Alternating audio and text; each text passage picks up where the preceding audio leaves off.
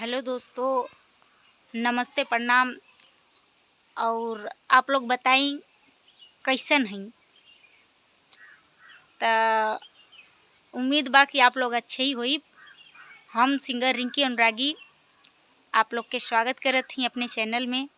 तो हमार चैनल के नाम हवे रिंकी राज शॉर्ट ऑफिशियल। तो प्लीज़ आप लोग जाएं वो चैनल पे और लाइक कमेंट सब्सक्राइब करी और हमार वीडियो देखी कि शॉर्ट वीडियो हम कैसन बनाईला, आप लोग के कैसन लगेला वो कमेंट में ज़रूर बताइब, लिख के ज़रूर बताइब कि आप लोग के हमार शॉर्ट वीडियो कैसन लगेला।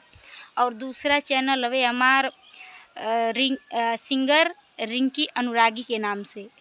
तो ऊपर हम खाली भोजपुरी सॉन्ग डालीला। तो जाइन लोग वो चैनल के भी सब्सक्राइब कर लें, काहे कि अगर सब्सक्राइब ना कर ले रहब लोग आप लोग तो हम गाना अगर चैनल पर डालब तो आप लोग के पास कैसे पहुँची।